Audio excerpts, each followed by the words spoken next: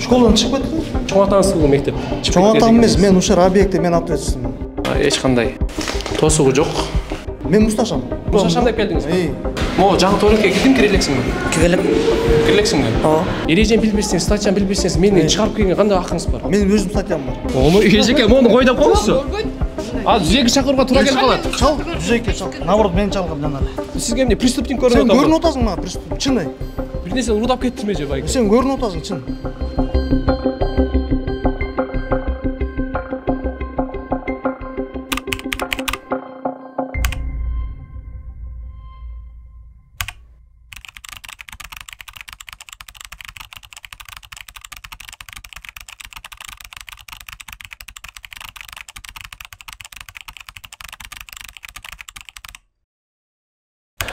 Саламатсыздарбы, ардактуу көрүүчүлөр. Азыркы учурда биз 107-чи орто мектепте турабыз. Албетте, бул жакка келүүбүздүн себеби өзүңүздөргө көргөндөй даараткана маселеси боюнча келгенбиз.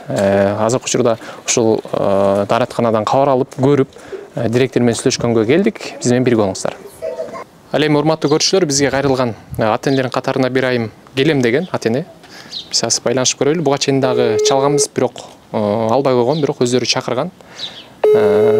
Бизде тосуп алмак болгон. Эгерде албаса, өзүбүз кире берели. Биз буга чейин дагы көп жолу чалдык, бирок калган эмес. Азыр да албай атат, демек өзүбүз кире берели.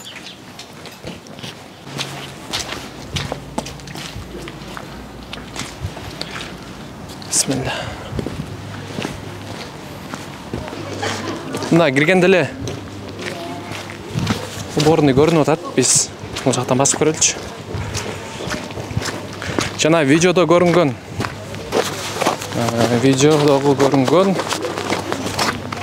даараткана ушул окшойт.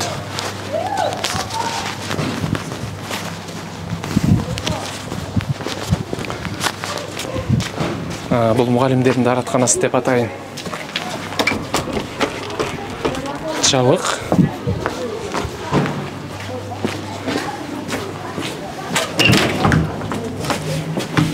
Жакта жабык экен. Кандайсың? Могу уборный жакында эле салындыбы? Я. Көп болуп калдыбы? Силерге окуучуларга деп салынган негизи? Эмнеге кирдиңер бир жол болсо да? Башында киргенбиз, ушу башталганда, ушу жыл. Анан кийин уже жаап коюшту. Эмне себептен жаап коюшту? Билбейм. Анан окуучулар ушул жакка кирип атабы азыр? Ичи кандай абалы? Страшный ичи. Мо кайсысы мужской, женской?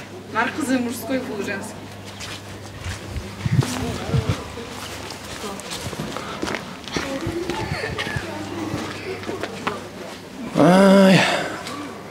Мен мындай даараткананы көргөн да эмес экенмин. Эч кандай тосугу жок. 1 2 3 4 5 6 7 тешик кылып коюптур. Абалы ушундай. Тазалык жок, эч кандай. Кандайсыңар жигиттер? Жакшыбы? Канчанчы классыңар? 6-да. 6? Уборная келдиңерби? Ооба. Бул жакка кирбейсиңерби? Ачык эмес вроде. Жачык. Киргенсиңерби негизи? Ооба. Качан? Акыркы жолу? Билбейм. Унутуп калдык уже. Унутуп калдыңарбы? Эмне себептен киргизбейт бул жакка?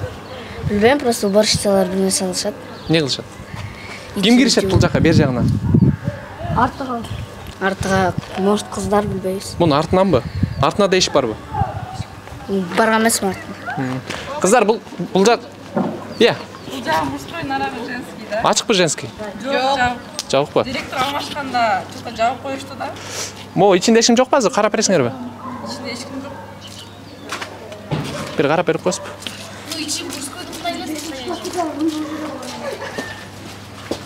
Эч ким жокпу? Так, бул жакта үч эле бир айымдар мынтип тосуп коюптур кичинекей эме менен. Артындачы? Эч ким жокпу?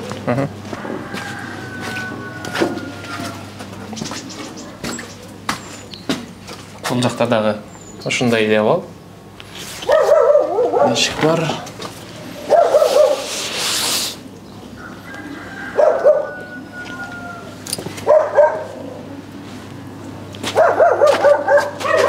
азыркы заманыбыздын талабына жараша болгон мектебибиздин дааратканасы ушундай абалда боло турган болсо, биздин окуу тартиби кандай болуп атат? Мен албетте күмөнүм бар. Эгерде ушул даараткананы жакшы кылып бере албаса, демек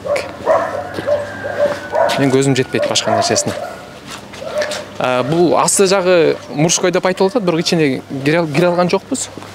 Эми арт жагынан кирип көрөлүчү. Арт жагында айымдар үчүн салынган дейт.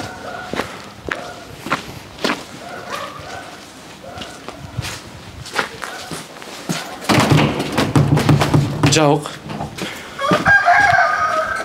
Бул даараткананын салынганда канча убакыт болду билбейм, бирок азыртадан эле мына ушундай сындыктар түшүп баштаган.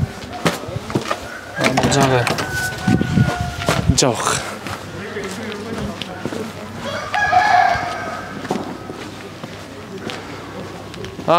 Окуучулар эс ала турган, ойной турган жерлердин абалын көрүңүздөр.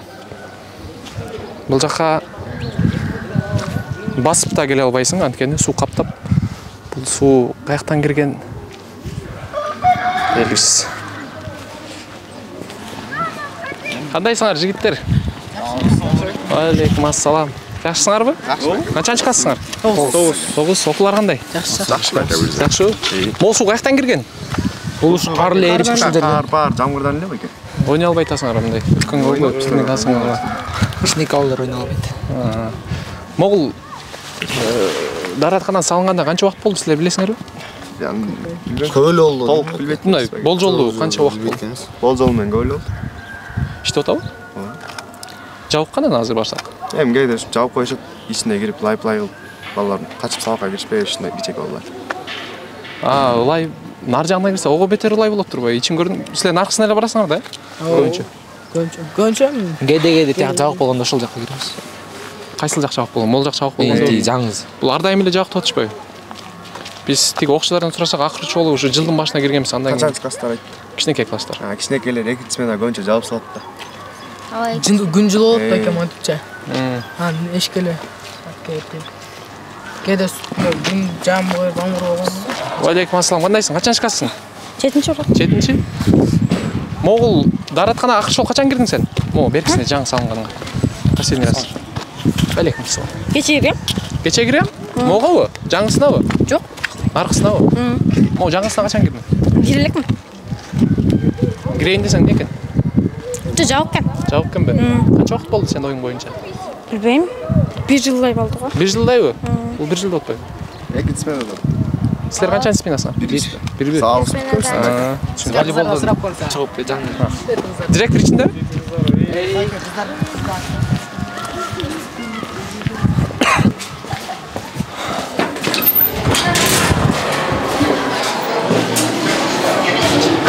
Салам алейкум. Саламатсыздарбы? Саламатсыз. Кандайсыздар? Жакшысыздарбы? Эсогуңуз жакшыбы? Мектебиңизге конок болуп келдик эле. Кызматыңыз, аты жөнүңүз? Мен аты жөнүм Мунарбек, журналист, чекит долбоор, Шадыманов Нуржигит. Биякта Кроншитте охранник болуп иштейт. 107-чи мектеп. Жалгыз эмес окшойсуз? Жок, херим бар биякта. Assalamu alaikum. Кандайсыз? Жакшыбы? Сиз менен таанышайлы. Аты жөнүм Мунарбек Имаров, журналист, чекит долбоор. Сиздики? Не боюнча? Сиз ушу конок болуп келдик бул жака. Же эметерминде. Бачпек болгон меники. Мунарбек Имаров. Мунарбек Имаров. Чекит долбоор. Пресс-секретарь. Не боюнча? Мектептин абалы боюнча, ата-энелердин кайрылышы боюнча келдик. Директорге кызматыңыз ким? Аты жөнүм Бачпек болгон. 97-жыл калам. Менде бир суроо. Могул биякта салган жаңы дааратканан билесиздер да. Канча жыл болду ошону салганга? Билбейт экенбиз, жаңы эле келгенбиз да, ягачы. Где-то Экинчи ай экинчи ай кеттиби? 2 ай болуптур. Ошол жакка кирдиңиздерби? Жок.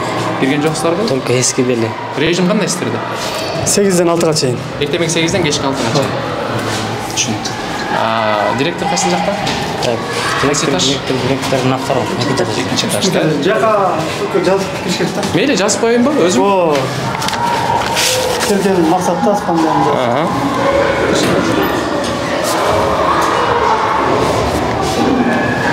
Норвег. Журналист деп коеюн, Директор кайсы жакта? Сен атың ким? Атлет. Азыр дежурстводасың ғой? О, дежурствода. Не кызмат кыласыңар силер? Коридорда турабыз, чуркадайбыз. Анан кухняны тазалап жардам беребиз. Анан эшиктен опоставщийларды жазабыз. Могу жаңы туалетке кирдиң, кире элексиңби? Кире элексиңби? Ооба. Такыр кире элексиң. Ишин көргөн эмессиңби? Жок. Такыр көргөн эмессиң. Мен жаңы келгем бияка. Канча убакыт болду келгениңе? 15-октябрда келдим. 15-октябрь? Ооба. Жакшы. Кайсы жакта директордун кабинети? Не oldu? Niye takıldasın kamerayı? Саламатсызбы? Аты жөнүм Мунар Бекемаров. Чек долбоору пресса кежидин. Директор барбы, жокпу? Есть, да. Саламатсызбы? Молодой человек такой знакомый. Мен журналистмин. Вот я и говорю, знакомый. Биз ата энелердин кайрылышуунча келгенбиз. Не себептен? Не вопрос боюнча? Даараткана боюнча. Ким түшүндүрмө бере алат? Насчет уборной. Насчет уборной. Да, насчет уборной, что вы хотели? Там закрыто, оказывается. Закрыто, потому что там она у нас поломана, эта уборная. Мы ее не можем открыть, потому что там замерзшее все. Если мы ее откроем, это все полезет назад. Поэтому пока там не растает труба, мы никак... Можете показать сейчас? Пойдемте покажем. Ключ есть, да, у вас с собой? Нет, ключа у меня с собой нет, я вам покажу даже на улице. Хорошо. У нас там труба. А зачем пускать без... Здравствуйте. Здравствуйте. Я директор. Здравствуйте. Где медики? Там. И вы тоже, да, потом подойдете? Я подойду.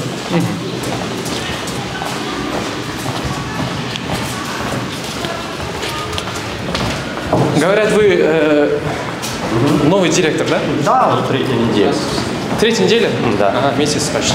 Ну, почти, да, грубо говоря. А вот эту уборную когда построили примерно? Да, Уже сколько? Лет. Ну, в 2014 году нам вот эту пристройку сделали. Ага. Ну, наверное, лет уже 5-8. Вы уже здесь давно работаете? Да, Да, давно работаю. Тогда кем работали здесь? Я учитель русского языка, литературы до призывной подготовки. Ага.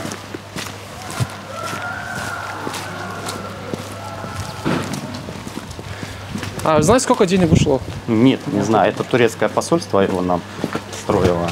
Они построили. Здесь закрыто, Да, оказывается. мы сейчас закрыли. Да, его. Мы сейчас закрыли. Можно, да, посмотреть? Внутри Потому что-то что там тут не ломали дети. Вот у нас вот здесь, а вот идет труба оттуда. Вот видите? Вот она труба идет вон туда в слив. Она здесь перемерзла в этом месте. И поэтому мы никак не сможем открыть, чтобы когда слив... уже там... ломается, да? Все. Ну да, оно оседает это все постепенно. Вот тут сливы вот идут, лед у нас здесь пока появился. И поэтому там закрыл вот наш дворник, чтобы она дальше туда не попала. И здесь вот это вот все замерзшее. Не смогли мы ее, потому что в земле закопана труба. Если мы сейчас откроем, люди будут туда ходить, оно же назад все это полезет. Поэтому мы сейчас это закрыли. А когда планируете сделать? Сказали, как только вот это все у нас растает, чтобы вот это выкопать здесь эту трубу, у нас будет строительство школы новый, запланировано, новый корпус. И они будут ремонтировать этот... А учители куда ходят? Учителя ходят или вот наш старый туалет, или у них вон они, мы, учителя. Куда? 3-4 года назад вон там построили сами. И все. Говорят, здесь работает для учителей. Нет, закрыто здесь все у нас. Туалет для учителей. Закрыто, закрыто. А можно открыть, там посмотреть? Это надо уборщицу Свету у нас искать, сейчас она подойдет. Давайте, подождем. Ну, пойдем. Жүртәті учитель уборный қарып келді.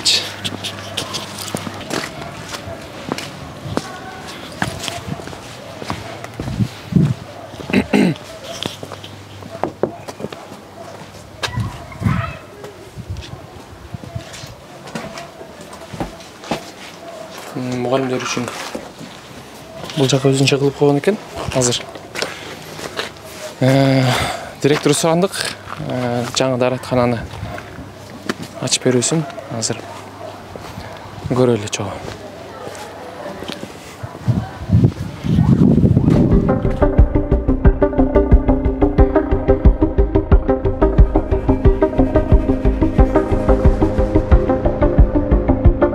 поняли это. Они все не так думают, оказывается. Одна пришла сюда, вот эта родительница, когда у нас воды не было. Ага. И начала нас переживать. Вот, вода была отключена по маю. Откройте, пожалуйста, посмотрите. Ой, сейчас. Понятно. А там, сами понимаете, 1800 учеников на один туалет. Там уже по-любому будет плохо.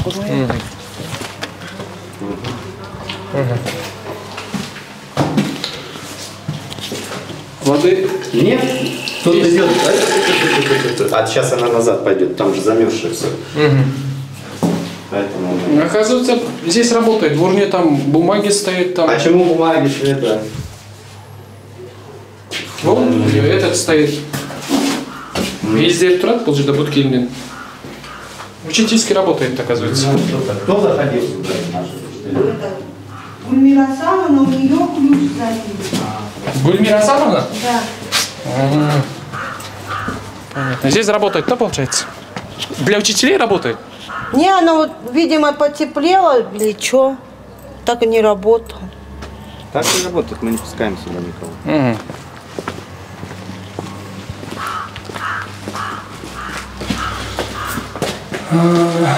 Мусорные брали, если туда пускали. Здесь тоже воды есть. Чуть. Свет. Нет. Света нету. Нет. Отключено. Отключено. Кто-то разный труд, кто-то ходил тоже.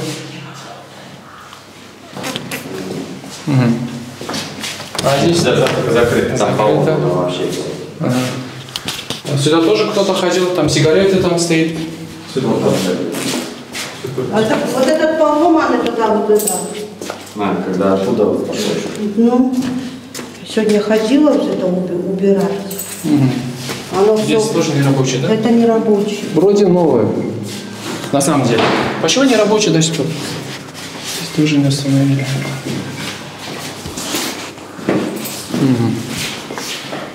Понятно. А там женский тоже есть, да? Да, сзади. Ага, пойдемте.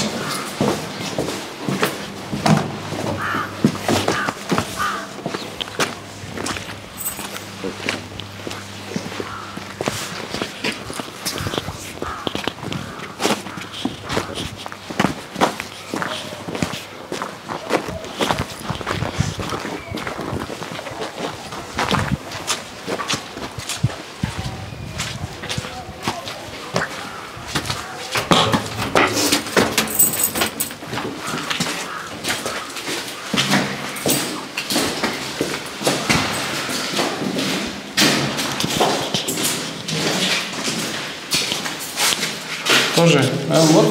Подождите. Нет, я это... Нет.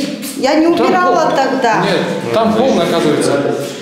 Так это у вас что, с осенью что ли стоит? А? С ноября месяца что ли? Нет, тогда, когда она уже это... Там закрыто. Здесь не рабочий. Здесь не рабочий. Здесь тоже не рабочий. Это кондер, да, получается? Да, он тут было. Сейчас. Все понятно. Нет? Вода. Вода. Ну, убираешься. Ну, давление у нас маленькое.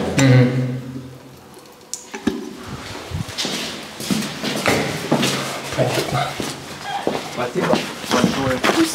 Большое спасибо вам. Сегодня будем разговаривать с учителями, которые тут генерируют.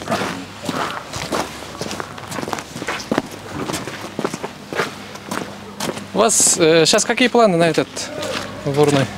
На какую? Ну, пока ждем, пока растает там, чтобы нам эту трубу немножко хотя бы прочистить. А потом уже будем сюда и воду дальше подводить и запускать его, надеемся, чтобы было. А сейчас пока мы не можем это сделать. Потому что сами вы видели, сзади труба замерзшая, вот это идет у нас.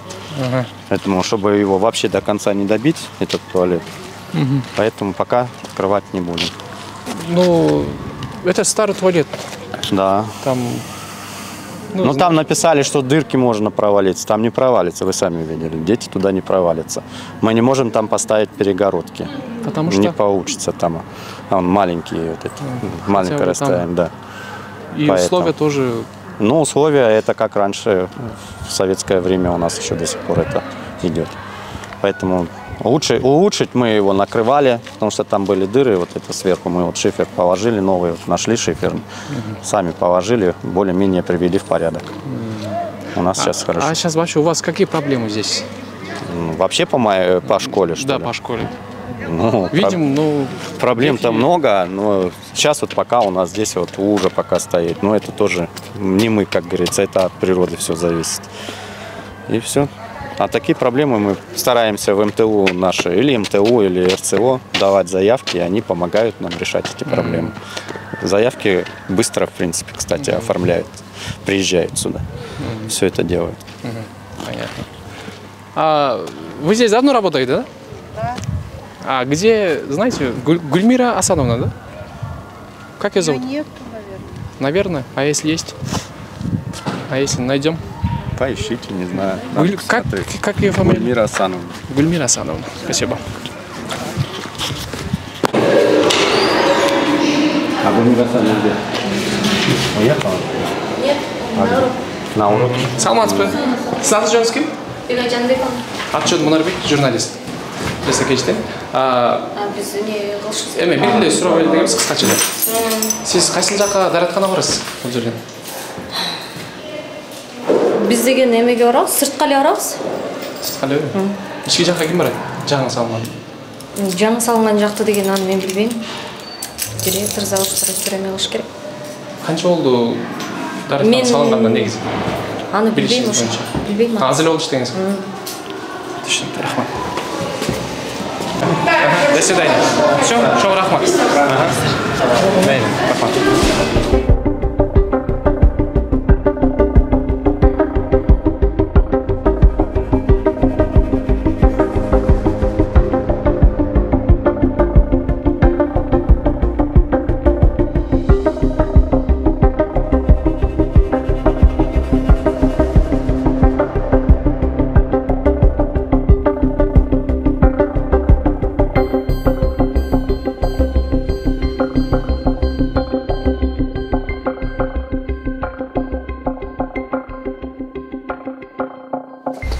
Азыр ичине кирсек, бул деле авариялык абалда турат. Урматтуу көрүүчүлөр, бүгүнкү чыгарылышта ушул даараткана тууралуу негизи билим берүү системасында дагы эң биринчи орунда ушул мектептердеги даараткана болуш керек. Анткени ушул мына абалын көрсөңүздөр, бул жерде кандай инфекциялар барат, бул менен балдар келип буну басып мектептин ичине кирет. Албетте бул көптөгөн ооруларга да алып барышы мүмкүн. Бул нерсе аябай кооптуу. Бул эми жытынан да бир аз эме болуп атам, чыгып эле. Жаңы даараткананы көрдүк.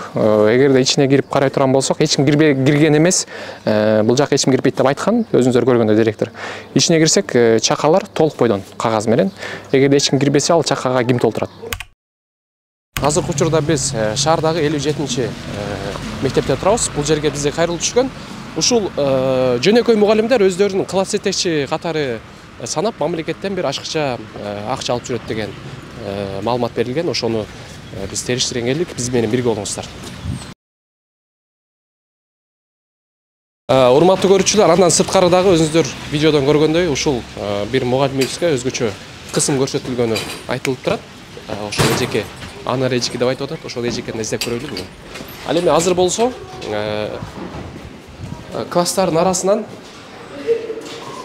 мисалы класс жетекчилер ошол бир класс тандап мамлекетке көрсөтүп атат да, ошол класста иштейм депчи. Мына ошол класста аз кыдырып көрөлү, ошол мугалимдер ошол класстын ичинде эле класс жетекчи болуп иштейби. Ассалам алейкум. Кандайсыздар? Сизден сурап алсак болобу? Сиздин аты жөнүңүз, кызматыңыз? Мунарбек, журналист. Неге? Кандай неге? Неге? Сизден сурап алсак болобу дейм. 8-чи класс каяка? Мен жаңы келдим бүгүн, билбейм. Канча болуп иштегенсиз? Бүгүн келдим. Бүгүн келдим? Биринчи күнүңүзбү? Жакшы. Жүрүңүз. 8-чи класс каяка? 8-чи класс. Birinci kabine? 8-ci A класс.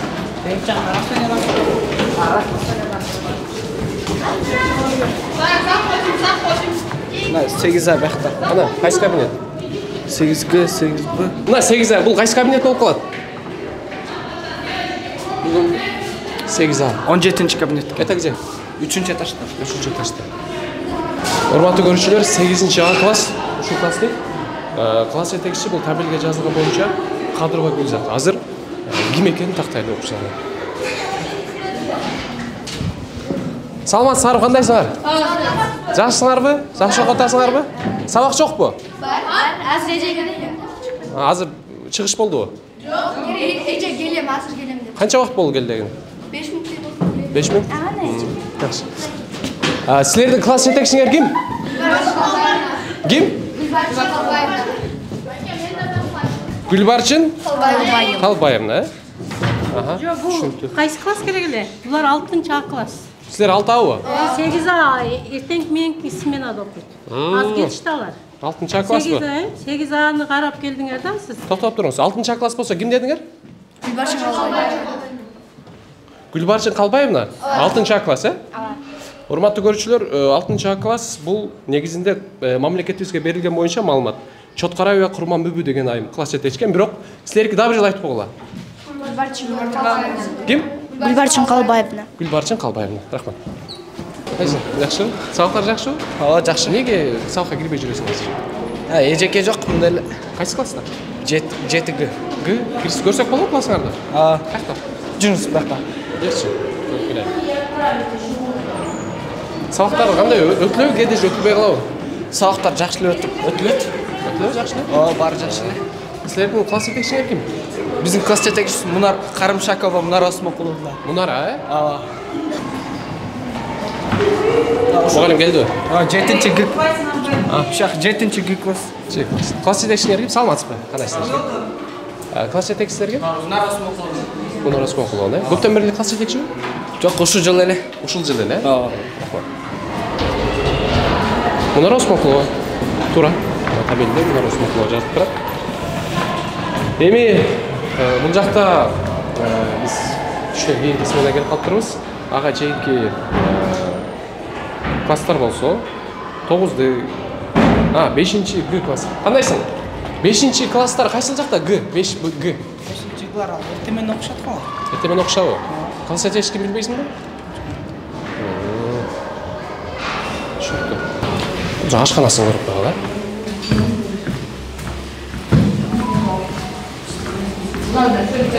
Ашкана. Саламатсыздарбы? Ассалам алейкум. Кандайсыз? Эсен жакшыбы? Азыр кайсы класста тамак ичет? Азыр бир 4-cü класс. 4-cü класстарбы? Канча убакыттан кийин? Кандай жеке? Эсен жакшыбы? Жакшыбы. Аман өсү. Жакшы. Баары жакшыбы? Жакшы. Бар. Эмне маселе бар? Эч маселе деле жок. Тамактар кандай берилип атат? Гречка өзү элеби? Өзү берилет. Анан канча грамм бул жерде? Чай 200 беребиз. 200 грамм. Бир ченет берилет экен да? Ооба. Нан башка нерселер каралганбы? Нан бар, нан коюлат. Бир күндө канча убакыт тамак бересиздер? Бир эле мал. 4-cü класстарга элеби? 1-ден 4-кө чейин. 1-ден 4-кө чейин. Могу жерге балдар батышабы же? Батышат, азыр көрсөңөр болот, батышат. Жакшы. Канча мүнөттөн келишет балдар? Бираздан кийин. Бираздан кийин. Биз коррупцияга каршыбыз дейт. Директордун кабинети кайсы жакта?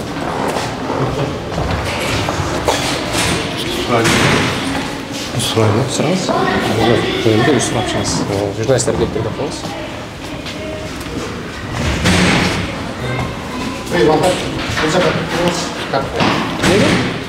Директор азыр чыгат, биз чакырып беребиз. Жок, сиз эме кылбаңыз, укуңуз жок бизде, качып тургула. Сабакка кетип тургула деп. Азыр жок экен кабинетимде. Сабакка кетип. Саламатсызбы? Аты жөнүм Буларбек, журналист. Чекит Толбор. Директор каякта? Сабак өтөбү? Директор сабагы өтөт да. Канча убакыттан кийин келет? Сабак бүткөндөн келет. Канча мүнөт өтөт? Сабак башталгандан 5 мүнөт болду да, 1-2 смена башталган. 1:15 1:15 бүтөт, Канчада аяктай? 1:15 өтеді бірінші сабақ. Азыр саат 1:45 өттү. 2:15 өттү. Рахмат. Қалайсыз? Сізді бірінші жол көріп отпаймын ба? Сізді бірінші жол көріп отпаймын деймін. Бұл байке тосолған да. Бұл байке қанша уақыт болды іштегенде? Бүгін келді. Бүгін келді ме? Bir gün болған тұрбай ма? Жақсы. Неге қаталдасыз? Біз эми мектеп көргөн келдік та қонақ болып. Қарап, не болуп атат жағдайлар, тамақтар тура берилип атабы, қанша граммдан берилип атат? Келіп қабар алып тұрыш керек. Азыр директордун өзүнө келип кала келсин. Азыр келсин, Анара эжекени издеп көрөлүчү. Эжеке, сиздер мугалимсиздерби? Сиздер мугалимсиздерби? Анара деген эжекени таанайсыздар, тааныбайсыздарбы? Biz начальное образование, biz у старших классов билебиз. Начальное образование? Да.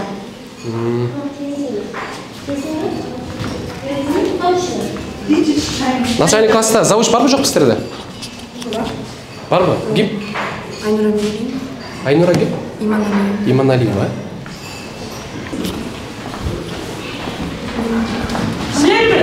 Биз. Мынакей, Айнура Иманалиевна, мына бала. Сал, эмне урушуп атасыз? Эмне киргизесиңерди? Рұқсат беріш керек та. Кандай уруксат бериш керек? Рұқсат беріп тұрып. Жо, сизди эмнеге урушуп атат? Эмнеге урушуп атасыз? Сиз киргизбешиңиз керек бизде. Тияққа қаттап қойдыңыздар ғой? Түшүнбөдүм. Эмнеге? Стратегиялык объект сиздики. Уруксаты жок киргизбегенде же. Ошондой эле балдардын коопсуздугу үчүн биз киргизбейбиз. Амай биз террорист эмеспиз го? Хорошо, кириңиз. Менин сабагым бар эле да. Анда азыр сиз сабагыңызга тосол болбойлу. Саат 12:ден 15 өткөндө чыгасыз.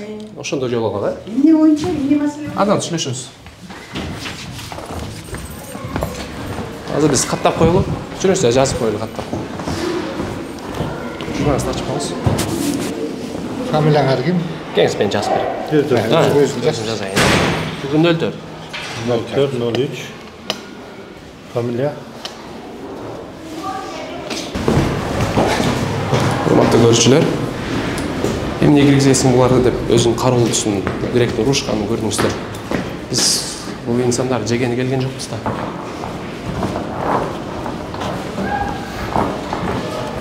Саламатсыздарбы? Анар эже барып жокпу? Анарсы барбы? Саламатсыз. Саламатсыз. Анар эже барбы? Анар эже. Аны кантип болду экен? Телефон номерин алсак болобу сиздерде? Анарсы барбы? Кыргыз тилинен берет дейт го.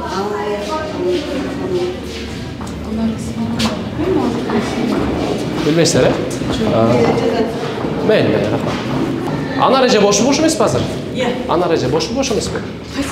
Кыргыз тилинен берет. Анар эже билбейм, ашка простыня боюнча. Анар Асманова. Ошого бир чалып берсеңиз. Номер болсо. Бүгүн анын сабагы жок да. Бүгүн экинчи күнү жок, бош койгон. Бүгүн келчү эмес эле да. Бир чалып көрүңүзчү.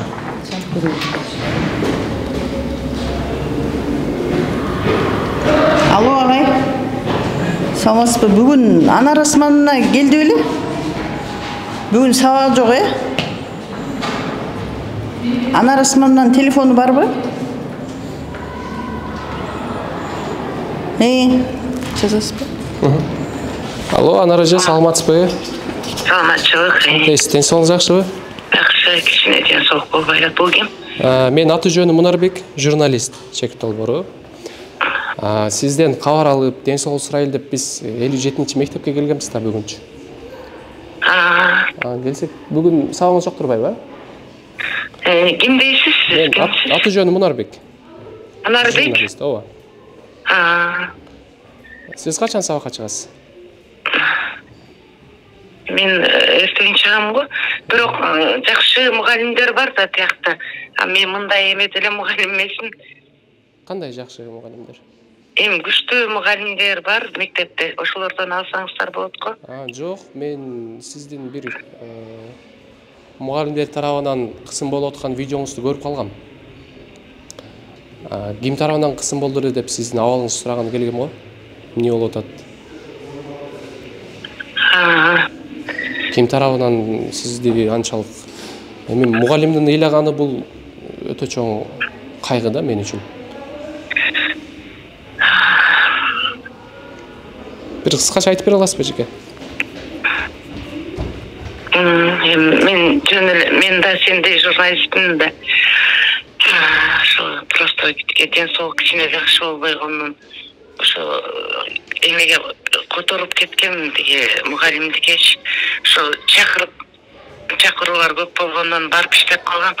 Анан мен сага чоң ыраазымын, Мунарбек алтыным. Бирок мен ошо мени жөн эле койсоң деп суранат элем да. Жок, сизди эмне себептен ыйлаганыңыз деле керек да мага маалыматчы. Ким тарабынан, директор тарабынан же завуч тарабынан болду, же мугалим тарабынан. Эми жанагы жаш балдардын көзүнчө сизди антип уруп силкен бул окуучулардын астында бир сиздин аброюңузга түшөт да. Аны угуп жаман болду, көрүп. Эми таланттар ошондой болот да, өзү тагдыр деген. Ким тарабынан болду андай? Ким тарабынан кысым болду? Ошону айтып коңуз. Кайсы учур экенин жакшы билбей атам да ошо. Сиз бул мектептин директору 3 жолу алмаштыбы? Бир айым Садыр Нуркожоевичке кайрылуу жасап, сиз отурган экенсиз партанын үстүндө. Ошол боюнча. Түнкү саат, кечки саат 6 болуп кеткен экен. 6 саат окуучулар жок, сиз жалгыз отурган экенсиз. Бир окуучулар тазалап аткан экен ичин. Эртең жолго алып да, эртең. Сиз бүгүнкү мүмкүнчүлүк жокко келгени? Ошо Мунарбек мындай да алтыным, ошо эмен мугалимдердин эмеси көп да, ошо жоопкерчилиги көп да, ошо айрым учурда ошо кандай деп айтсам, эми балдардын баары, окуучулардын баары жалпы коомчулук ошо мугалимдердин эмесин эметип алгым келбей атат да алтыным. Жок, сиз мугалимдик аброюңуз эч кандай шек келген жок. Окуучулардын көзүнчө сизди ким кемсинтти? Ким урушту? Ошону эле айтып коңуз болду.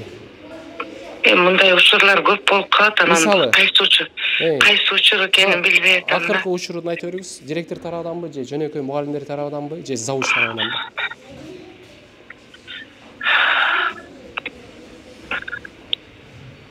Ким тарабынан? Сиз мени кечирип коюңуз алтыным. Уулум эле болуп калат окшойсуң, өмүрлүү бактылуу бол, чыгармачылык ийгилик каалайм балам. Анан эже сиз эмне коркуп атасызбы же эмнени ойлонуп атасыз?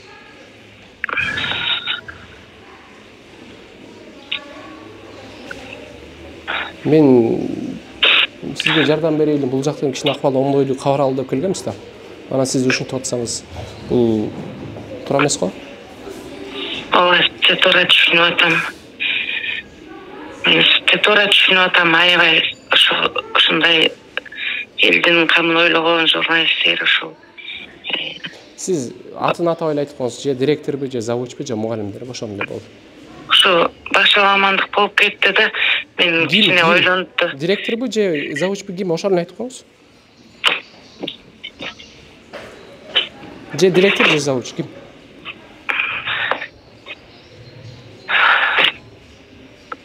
Эртең чалсам болобу, Мунарбек, суранам. Чоң рахмат алтыным. Анар эже кечирим сурайм, мен азыр директорго жолугам. Ким экенин айтып койсоңуз болду. Директорбу же завучпу? Жок, мен видео эч жака жүктөгөн жок элем, Мунарбек. Бак, эме Кыргызда бир кайрылып бир эжеке чыккан экен. Мен Анар эже көп сөз кылбай эле акыркы эле сурайчы, ким тарабынан сизге кысым көрсөтүлдү, ошону айтып коңуз. Директорбу же завучпу? Ошо кайсы экенин билбей атам да, кайсы учур экенин билбей атам да. Жок, каалаган учурду айтып бериңиз, кимиси? Ошо Мунарбек Кыргызда бир жакшы сөз бар да, баягы жакшы ит өлүгүн көргөзбөйт деп да, алтыным. Мен сенин антип андай нерсени жашырбашыңыз керек да.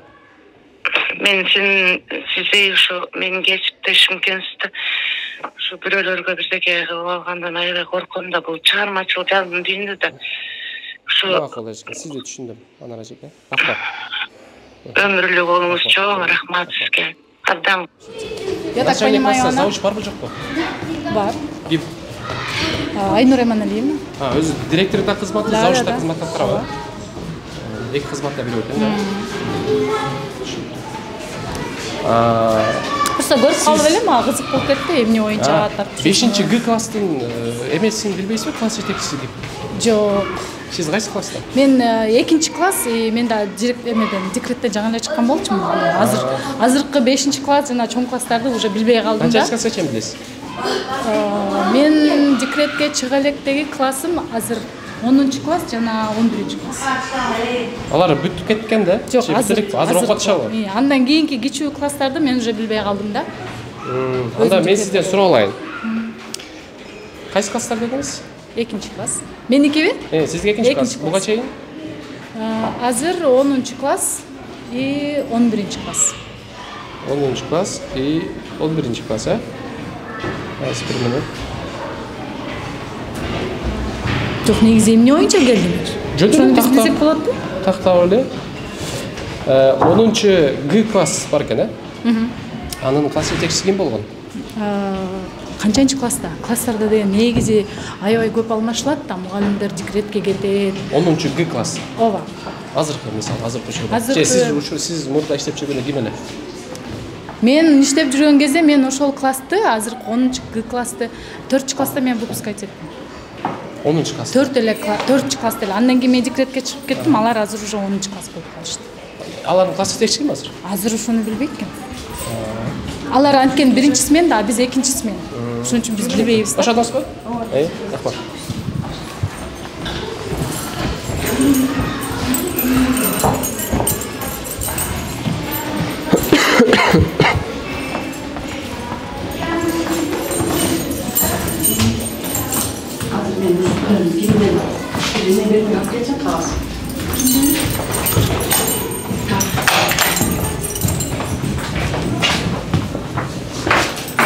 Беріңіз. Мындай тұшма-тұшма отыралы. Сіз кім боласыз? Таныша аласыз отырып келіңіз. Ошо таныша алалы. Меніңізді беріп қойсаңыз. Бияққа отырмайсыз ба? Чоң элесин шөл. Жақынара. Хорошо. Ой, бисмилла.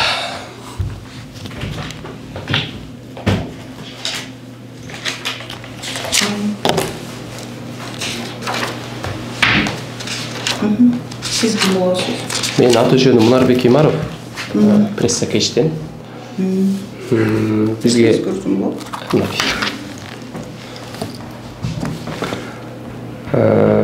бизге бир кайрылуу түшкөн сиздердин мектебиңиздерден.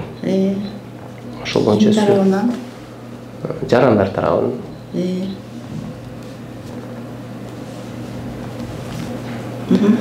Азыркы учурда бул жака келиңиз, жакын отуруңуз, микрофон.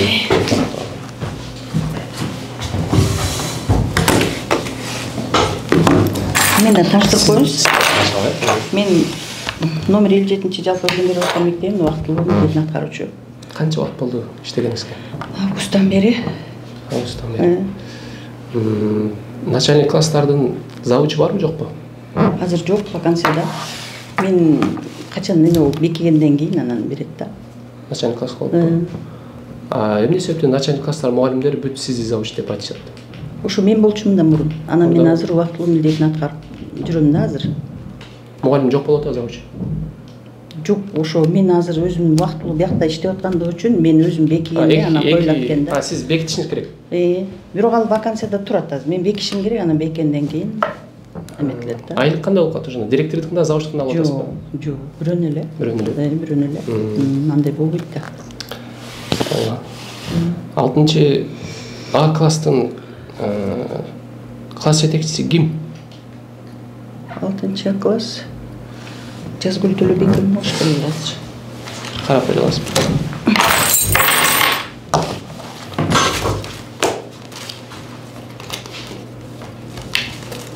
Эмне болду?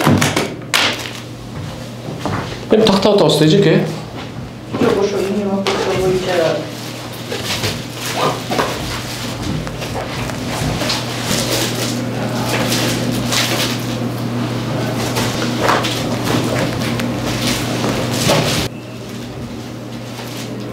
Жарандардын түшкөн арыздары боюнча дейм.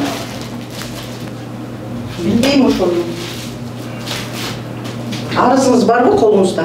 Колумда жок. Ошо арызыңызды көрсөттүңүз да, мен ошо боюнча жооп беришим керек да. Ким айтып атат сизге ошондой кыл деп? Маалымат эле биз элесизби? Маалымат эле берип коңуз анда.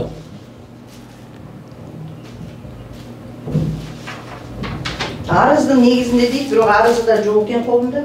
Эчтеке жок.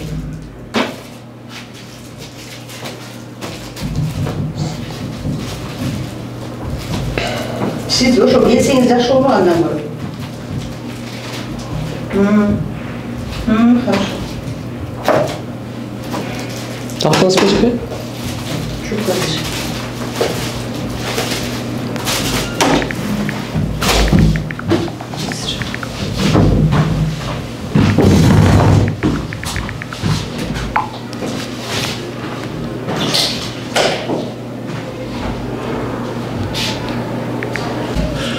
Урматтуу көрүүчүлөр, 6 класстын класс жетекчиси ким деп сурасам, ошону издеген бойдон директор 10 мүнөттөн бери дагы деле отурабыз, дагы деле кире элек.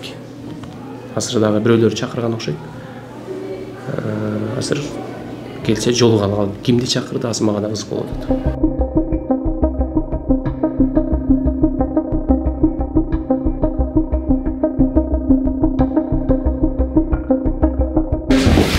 Алтынчы класстын класс жетекчиси ким деген бойдон ошону таппай, азыр жана 10 мүнөт дедим да, дагы бир 10 мүнөт, жарым саат болуп калды. Кайка кетти директорубуз? Жаңы эле эмес, биз канча убакыттан бери отурабыз го. Кайка карап кетти? Чалыңызчы. Занят болуп атат.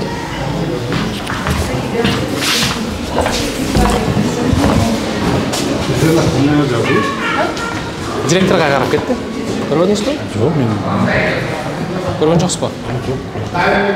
Эшикке чыккан жокпу? Директор эшикке чыккан жокпу? Жок. Турмуш.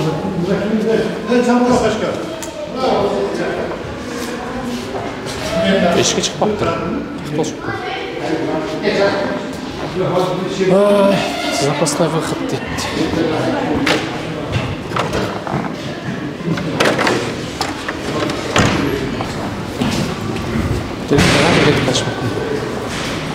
Ашханада отырам.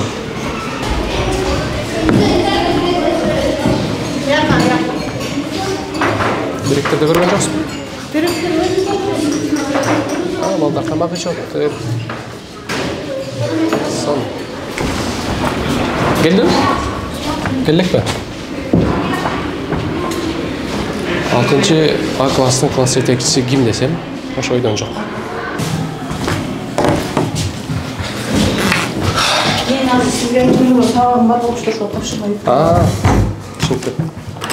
Алтынчы класста жүрсөз, Чоткараева Турманбек Жумаковна. Сиз бермен.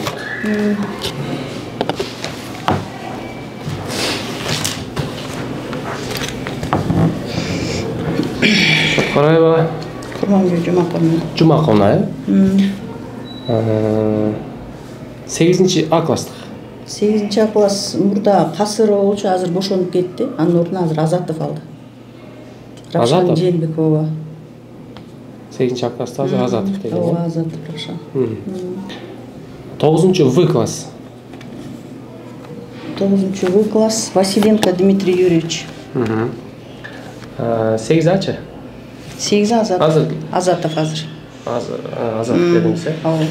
9-ды. Үмөталиева Кундуз Бухарбековна. Исламова Сезим.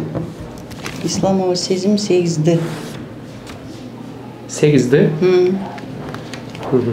Бул сиздики табелби? Ушу менен бери төрөнөт да, о. Бул канчанчы табел? Кайсы жылдары? Бул эмеде сентябрдакы. 2024 сентябрь айындагы. Ушу менен. Эмне себептен азыркы учурда Чоткараева Курманбүбү дедиңиз, 6-чы А классты. Ал иштебейт. Иштейт, эмнеге иштебейт? Иштейт. Курман Жумаковна иштейт. Азыр 6-чы А класста сабак болуп атат же болбой элеби? Мен эми азыр аякка барган жок, мен сабагым болчу. Биз барып келдик. Негизи окуучулар билет да, ким класс жетекчиси ким экенин билет да, туурабы? Ооба, билет. Биз сурадык. Сурасак такыр башка экен айтты. Эмне себептен болушу мүмкүн? Ал бул ушул жетишпеген мугалимдер болот. Азыр бизде бар эле ушундай проблема бар. Бул ар бир мектепте бар. Келип кеткен мугалимдер көп. Курман Бөжей каякта? Курман Бөжей ушу кетти, сабак бүттү. Жок, бул жакта класс жетекчи деп табелге мамлекеттен акча алыптыр. А класс жетекчи деген 6-класстыкы такыр башка экен. Анын акчасы кандай бөлүнүп атат? Негизи ошол класс жетекчи ошого жазылат, ошол алат, ошол өтүп атат. Класс жетекчи болуп.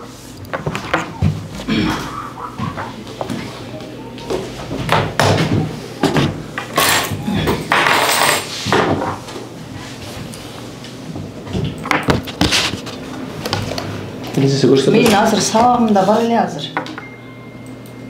Кайсы класста сабагыңыз бар? Азыр класстарда сабагым бар өзүм. Толук сүйлөшөлүбү? Дагы эмне вопростор боюнча? Ушул вопростор боюнча сүйлөшөлүбү? Дагы бар менде дагы. Маалымат бердим. Сиз мен бирөө эле сурадым. Сиз сураган маалыматты бердим. Мен бирөө эле. Мен азыр бере албайм, чындыгы азыр сабагым бар. Эжеке, мен бир эле сизди жантамер күтүп атпайсызбы биз? Мен эми ошо сабагым бар болчу да. Качан чыгасыз? Билбейм, азыр. Канча мүнөттөн кийин? 1 сааттан кийин. 1 сааттан кийин ошол жерде күтөбүз эжеке. Мына саат 2-ден 31 өттү, 3:31де ошол жерде көрүшөбүз. Урматтуу көрүүчүлөр, мен ушул мектепке келгенде эле эң биринчи дааратканасына көңүл бурабыз. Бул мектептин дааратканасына бир көңүл буруп коелу. Кандай саат? Даараткана бул жак. Женскийби? Бирөө барбы же эч ким жокпу? Көрсөк болобу даараткананы? Көрүп коелу. Суу чыгабы? Бар иштейби? Сабак жокпу силерде? Физкультура болчу. Сабак өтүлбөйбү? Өтүлөт, просто топ ойношот. Топ ойношот. Иши жакшы элеби?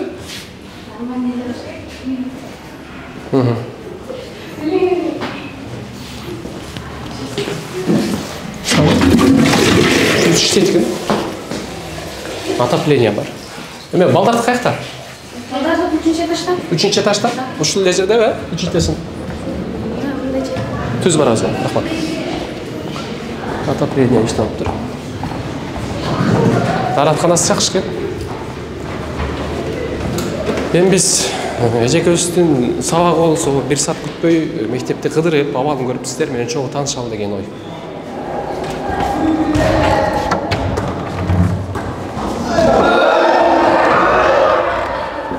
Балдар ушул жакта физкультураны өтүп атышпыр. Бул жакта окшойт дааратканасы.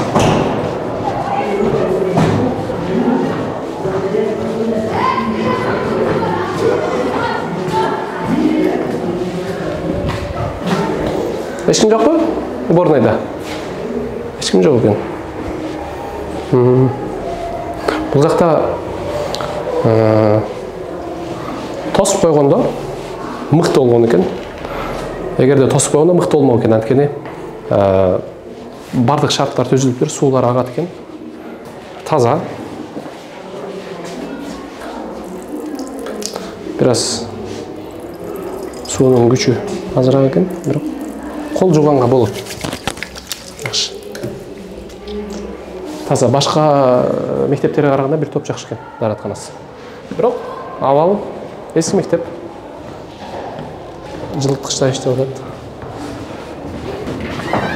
Валейкум ассалам. Сиз каяктан? Мен начальник охраны.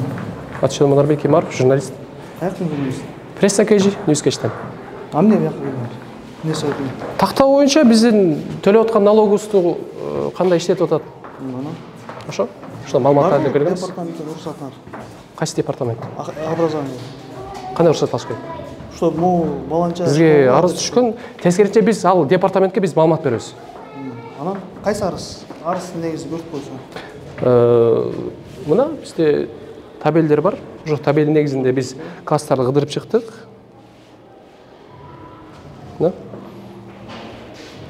Кадимкидей табелдер? Эмне табел? Эмнени табел? Именно кайсы жараны жазган ошондой эмес болду? Сиз эмне кылсаңыз? Исходящий дегендер. Сиз кимсиз? Пресс болсоңор входящий жазылат да турабы? Баланча адрес. Аны биз бере турган жерге беребиз. Сизге эмнеге айтабыз? Сиз кимсиз? Мен ушер начальник охрана. Охрана турбайсызбы? Же укук коргоондардан келдиңизби?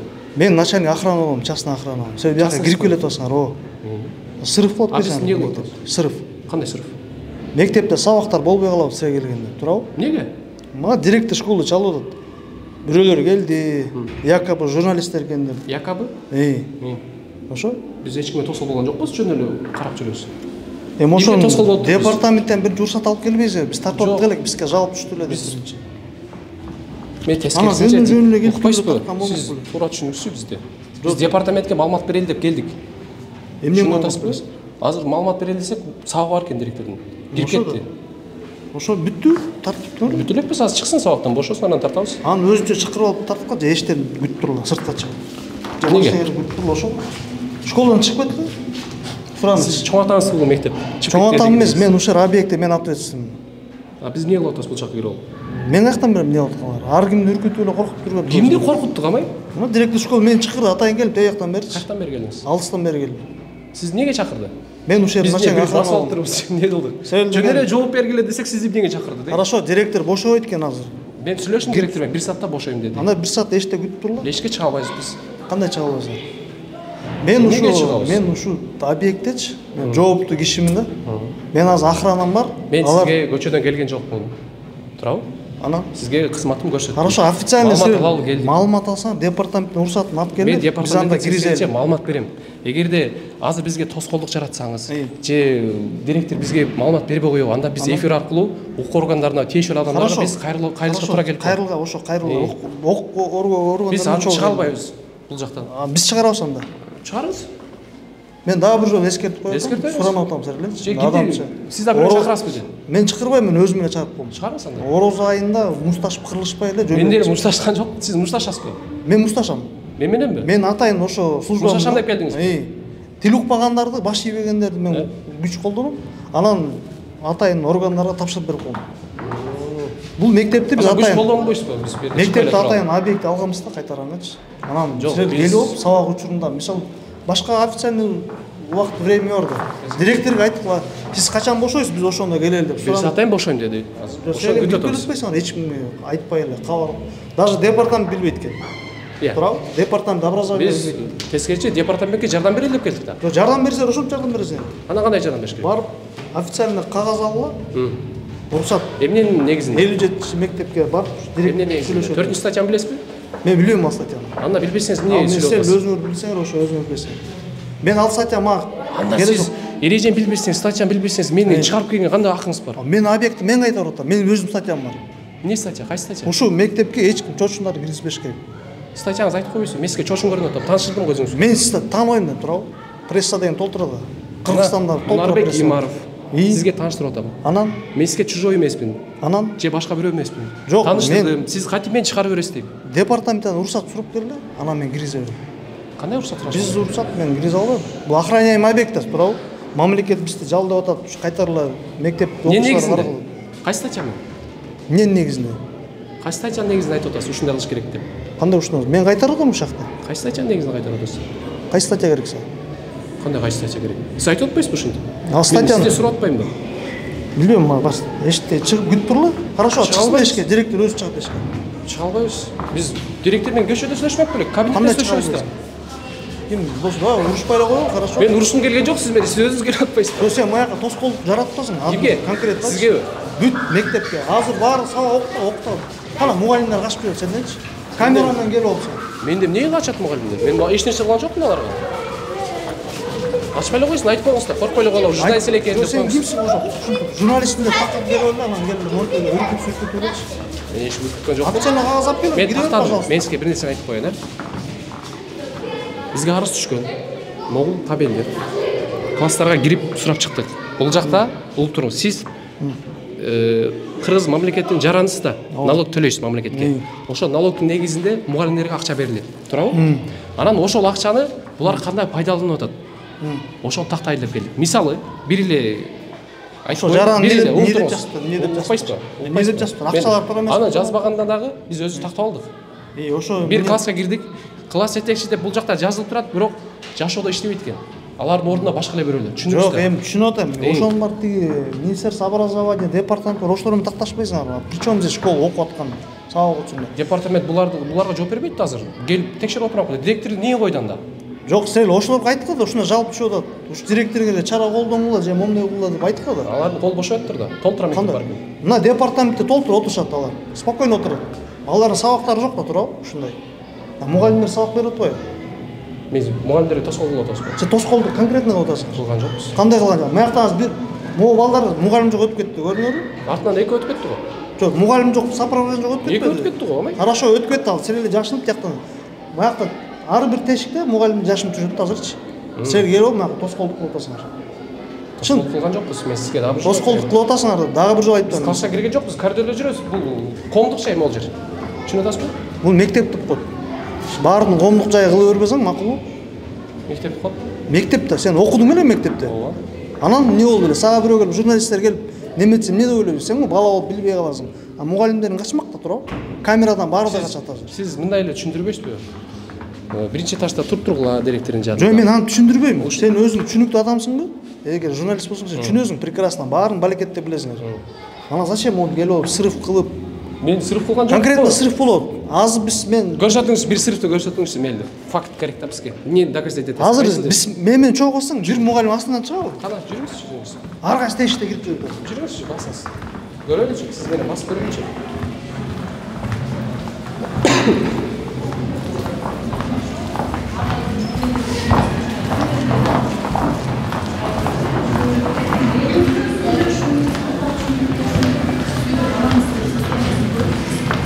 Mugallimler mi? Salmaslar, mugallimdersizler mi? Саламатсызбы? Siz daha bir mugallimsiz sizçe? Mugallimsiz mi? Menden korkutasızlar mı? Жок, корккон жок. Korkkan joksuz sizçe? Korkkan joksuz mu? Жақсы эле барбы?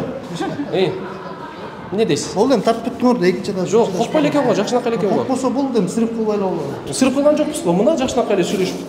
Эми болбойт эми. Сиздин атыңыз ким? Данияр менен. Менин атым Мунарбек. Жакшы. Бирибизге тоскоол болбойлу. Биз мыйзамдын чегинде эле бул жакта күтүп туралы, 1 саат деді, хорошо, бир саат күтөбү. Сау бар. Каяктан сизди орагып, эми чакырбай деле койсоң болот негизичи. Алыстан келдим дедиңизби? Алыстан келдим. Менде шаарда көп да мектептер. Бул жакта иштегениңиз канча жыл болду? Кайсы жерде? Ушул жерде. Ушул мектепте барганыңызга. 1 жылдан ашты. Жакшы. Рахмат. Ким жака келмепти? Кайка кетти? Департаментке кетти да. Жок, ал биз сабагым бар дейт, сабактан кетип калмакмын. Кетип калды жок, директор чыгып кетти. Мага айтып чыгып кетти. Сизге эмне деп айттылар? Жок, эме биякта бирөөлөр жүрөт, постороннийлер жүрөт, чарла деп келди. Директор жакта эле жүрбөйбү. Кетип калды, мына кабинетинде жок, кабинетте жабык. Жок, кабинети жабык, билем анын кабинетин жабык экенин. Кабинетке кетти да. Кеттим деп кеттиби сизге? Айттыбы? Ооба. Департаментке барып, ошол жактан чыгыртып алды. Директор келди келлекпи? Келек. Мен азыр анда сабагынан карап көрөйүнчү. Сабагынан жок. Карап көрөйүнчү, а? Тоскоолдукка чыкты. Жок, мен тоскоол болбойм беле, тактап коеюн. Аласызбы? Директор каяка иштеп атат? Бuyakta турсун. Кандайсыз? Алло. Жүрөсүз. Сиз алдамчы турбайсызбы? Чыкпат эшикке. Сабак стрипкага чыкпат. Жок, алдамчы турбайсызбы? Эмне болду? Начальствого чалдым. Сиз ошол департаменттен барып, уруксат алып келишиңиз керек. Анан мен сиздин баардык сурооңузга жооп берет экенмин. Тескерисинче департаментке аябай сонун маалымат берем. Макул, мейлиңиз. Азыр арыз негизинен эмес, бизге бир тактап эле берип коюңуз. Болду, мен уже жооп бердим, башка нерсе жооп бере албайм. Эми барып разрешение алып келип бериңиздер. Всё, аяка деле кирбейсиз, болду. Мен жооп бердим. Сиз качпаңыз да. Мен качкан жокмун, мен жооп бердим. Анда сиз бир-эки эле маселени сурап коелу. Жана сиз айтып атпайсызбы, ушундай. Жана жооп бердиңиз го. Ушундай эле боло берет деп айтып атпайсызбы сизчи? Кандай боло берет? Мен айтып аткан жокмун сизге. Жок, башка Жок, мен андай нерселерди айткан жокмун сизге. Материалда бар го. Жок, мен ушинтип эле алышат дедиңиз го акчаны. Жок, антип албайт, эч убакта албайт. Эл налог төлөп атат сизге. Эч убакта антип албайт. Ар ким өзүнүн тийиштүү акчасын алат. Биз тиги эже кантип алат? Класс жетекчи. Сиз укугуңуз жок байке? Жок, ушантып келгиле да. Эжеке, мону кой деп коңузчу. А düzeyki çakırga тура келип калат. Чал, düzeyke çal. Наоборот мен чалгам жана эле. Азыр келет. Стоп. Жаппай эле туруңуз байке. Эми күтүп турма аяктамай. Эми сиз чоң атаңыз үй эмес да бул жак. Мен охраняемый объектмин бул. Мен сизге эмне преступник көрүнүп атам. атам. Сен көрүнүп атасың мага преступник, чын. Бир нерсе урдап кеттиме же байке? Сен көрүнүп атасың, чын. Сен мага көрүнүп атасың преступник атам. Болбойт жок. Макул. Өзүң жаман уят болуп каласың деген düzeyке. Алло, саламатсызбы? Атыжан Мунар Бекимаров, журналист, 57-чи мектепке наряд керек болуп атат, бизди киргизбей атат. Охраналар менен ызчылап атабыз. 57-чи. Эмнеге киргизбей атат? Билбейм, преступник көрүп аткан окшойт журналисттерди. Макул, аты жөнүңүз кимде? Мунар Бекимаров. Всё, макул. Макул күтүңүз. Урматтуу көрүүчүлөр, мынакей. Эми кандай дейбиз? Менде толтура суроо бар болчу негизичи. Буга окшогондор аябай көп.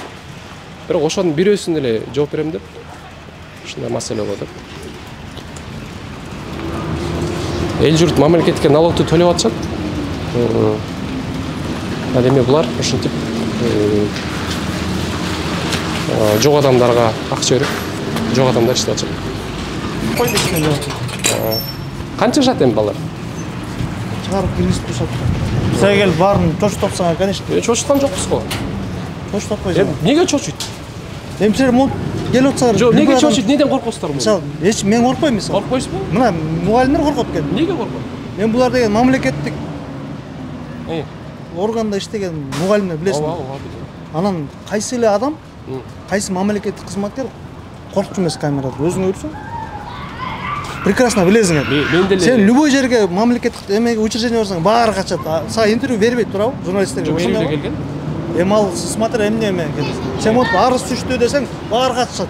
Неге качып атат, неге? Эми бир нерсеси барбы же арыз түшсө качып? Жок, анысын мен билбейм, просто негизи любой мамлекеттик учреждение ошондой. Ошондо мен преступник болуп атамбы? Эми сен көрүнүп атасың деп айтып. Сен ошентип мындай эме ошо тура эмес жол менен келип атасың. Жок, тура эле. Азыр укук органдары өздөрү менен департаменттен уруксат алып келсең, сен эч ким унчукпайт да. Официально кирмексиңер.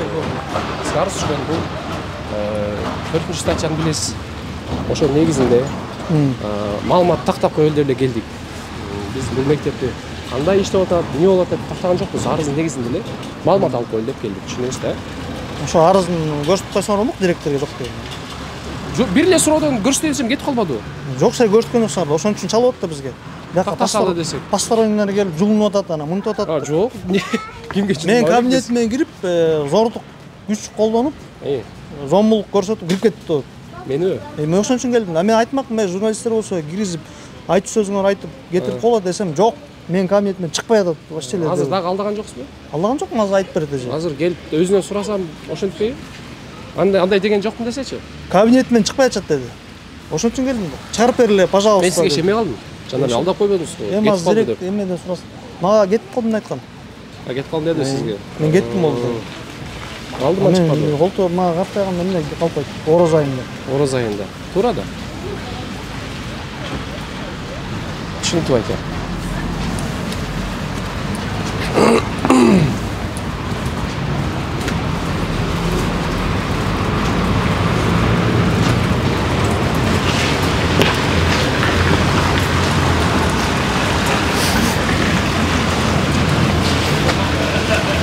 Башка мектептерде карайсызбы? Же жалгыз ушул элеби? Жок. Көп мектеп. Көппү? Канча мектеп? Ушундай учурлар катталабы? Башка мурда болгонбу? Мурда болгон, ооба. Ошондо да кууп чыккансыздарбы? Ооба. Анткени алар туура эмес келишкен өздөрү башында. Эмне туура эмес? Мага окшоппу? Эми эчтеке да айтпай эле биз деген эркин журналистпиз, биз блогербиз деп кирип кетишкен да. Анан мындай эле блогерлер башка. Булар мектепке кириш керекпи? Булар мектепке киресиңерби?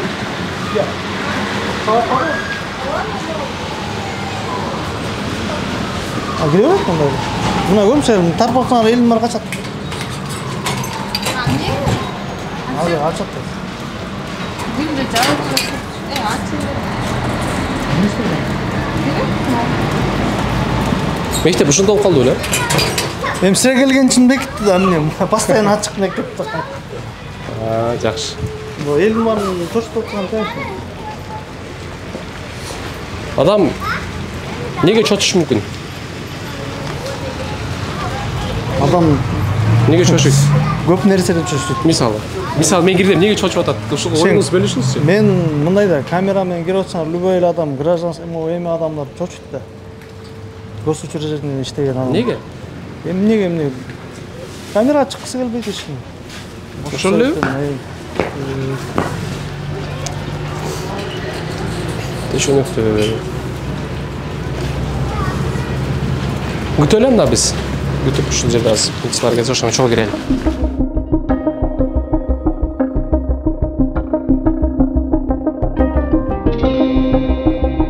Assalomu alaykum. Жастарбы? Жакшыбы? Сиздер чалдыңыздарбы? Assalomu alaykum. Assalomu alaykum. Жастарбы? Аты жөнүм Мунарбек, журналист, пресс-атештен. Не боюнча? Бизге арыз түшкөн. Мен ошол негизинде ушу директордон бир маалымат алып коелу деп келгенбиз. Десек булар тоскоолдуп киргизбей атышат. Эмне себептен? Билбейт экен. Эмне себептен киргизбей аткан? Анан айла жок, кире албай койдук, карасыздар чам. Негизи укугуңуз барбы киргенге? Ооба. Толук турду.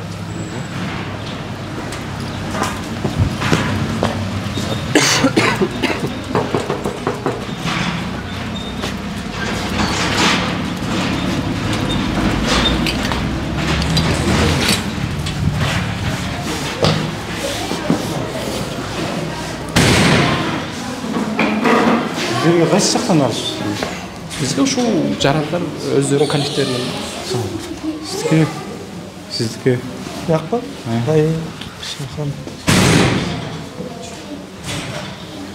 Сиздер? Мен негизинде мени кое бербей атасыздар. Тааныштырбайсың өзүң.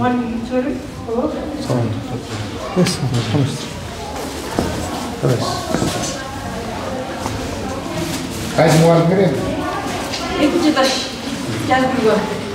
Телефон алып чалсаңыз чыксын. Üçüncü parça aldım da. Bir çabuk, beş tane bir çabuk. Az görmek. Сабак болот. Sonra bir çaydan. Күтүп туруңуз.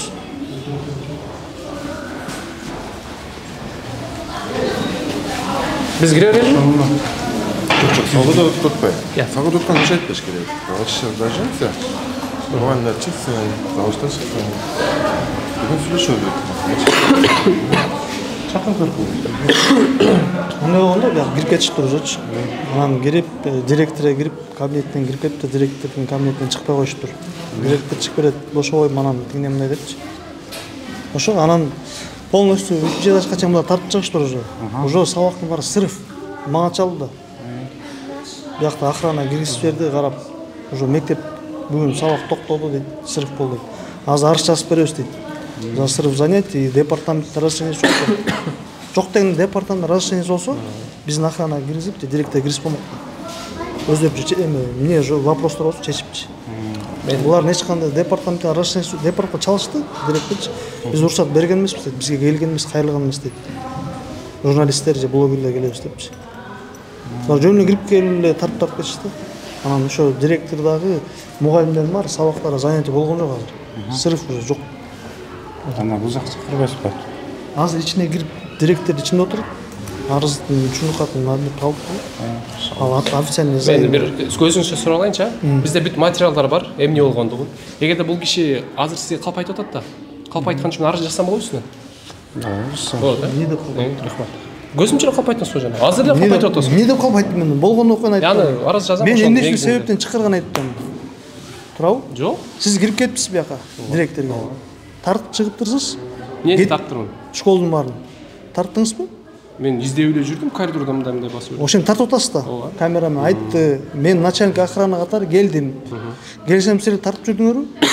Ооба. Сурандым, чыгып биякта болбойт дедим. Сырыф занятий кылып атасыңар десем, чыкпайм дедим. Биз эч кандай тоскоол болгон жокпуз. Класска кирген да жокпуз. Сиз камерамен жүргөнүз тоскоолдук уже.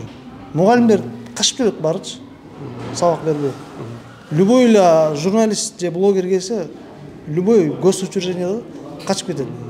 Бетин тарттырбайт, сабак жок. Мен сиздин көзүңүзчө кээ бир фактыларды махинация боюнча же акчаларды туура эмес бөлүштүрүп атат, ошол боюнча фактылар аныктап бере турган болсом, директордун көзүнчө отуруп маек кылсак болобу менен? Сиз арыз жаздыңыз, арыздын негизинде карайбыз сиздин ишиңизди. Арыз жаздыңызбы? Жок, арыз жазам сөзсүз түрдө. Анда жазыңыз анда. Арыз негизинде ишиңизди карап беребиз. Кайсы жерге отурасыз? Отура берейин,